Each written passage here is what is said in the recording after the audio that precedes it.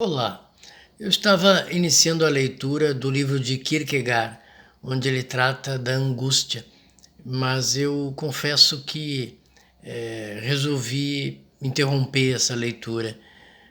Ele levou sempre muito para o lado do pecado original, de que somos angustiados talvez por causa do pecado original, de uma culpa que teríamos por ter negado o paraíso primordial.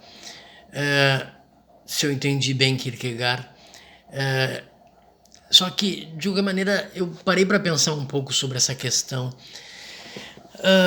Uma vez, numa aula de filosofia da educação, o professor falou sobre a questão do pecado original, a ideia de que nós não teríamos uma inocência, né? E que ela foi perdida por nós não seguirmos regras. E, eu, naquela época, eu opinei na sala de aula sobre algo que talvez seja uma resposta bem original. E eu imaginei até que Freud já tivesse pensado alguma coisa parecida.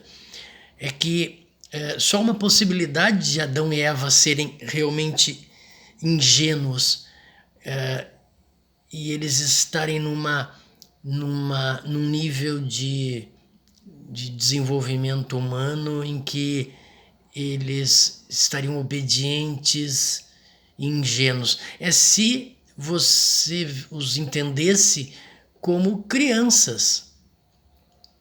A gente sabe que a Bíblia tem essa interpretação que não é literal sobre as coisas, embora muitos cristãos acreditem que sim, mas dá para pensar, eu acho que boa parte dos cristãos vê a Bíblia como uma história cheia de simbologia. Eu vejo Adão e Eva como crianças. E o que é curioso, Kierkegaard fala que com o pecado original nasce a sexualidade. Quer dizer que Deus, então, quando formou supostamente o corpo de Adão e Eva, não tinha genitais. É de uma imbecilidade. Kierkegaard só é importante para a filosofia porque ele levanta questões que depois dá para pensar, existencialistas antes de Jean-Paul Sartre, né? Porque, fora isso, essa necessidade de tentar traduzir a religião numa linguagem filosófica, que é, na verdade, uma história mitológica, né? Ótima para quem está num nível mental de superstição, e a superstição é uma preguiça de pensar, de buscar causas racionais, né? Como é que o pecado, a partir do pecado, se originariam genitais? Eles brotariam, né? Ou o mais fácil é pensar que Deus, criador, supostamente criador de um Adão e Eva, criaria também todo o corpo, sua anatomia, de forma completa, acabada. Um Deus bem irônico, porque cria esses seres sabendo que eles vão ter curiosidade. Para mim, Adão e Eva expressa um desenvolvimento da vida humana ainda no estágio da infância. E nessa descoberta é que o indivíduo percebe prazeres do corpo, percebe a sexualidade. Claro que ele vai desenvolvendo suas necessidades e mesmo a consciência das necessidades e seus desejos, e podem aumentar a um nível tal que parece, em certa medida, em certos momentos, incontrolável, né? Você se descobre na adolescência, e na adolescência você não só tem desejos, mas tem a capacidade, a força para satisfazê-los, até de forma violenta.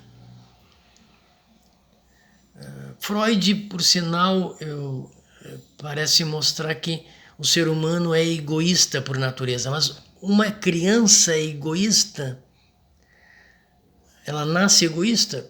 Não, ela pode estar numa família em que ela não teve certos limites e ela acaba ultrapassando esses limites, ou eu até acho que antes disso, talvez a criança, tudo que ela queira é o amor do pai e da mãe, e na medida que não ganha esse amor, é que então só resta a criança buscar satisfazer essas necessidades e desejos, possuindo bens materiais, na medida que não tem a realização das suas necessidades afetivas completas, né?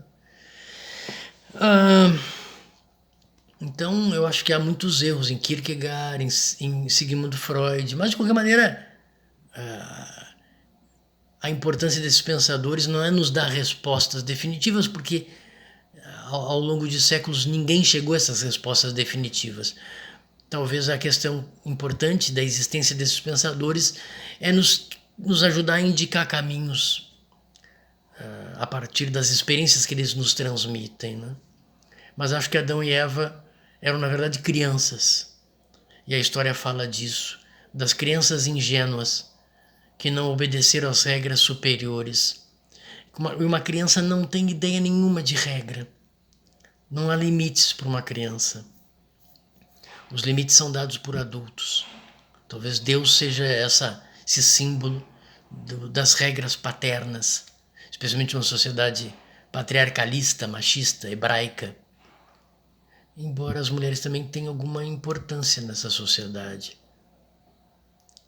Mas no final das contas o Deus hebreu é um homem, né? É masculino. E fica aí a dica. O pecado é a culpa por não ter seguido a regra, mas uma regra imposta por alguém sem a mínima justificativa. E essa regra acaba freando tua curiosidade natural por conhecer o mundo à tua volta.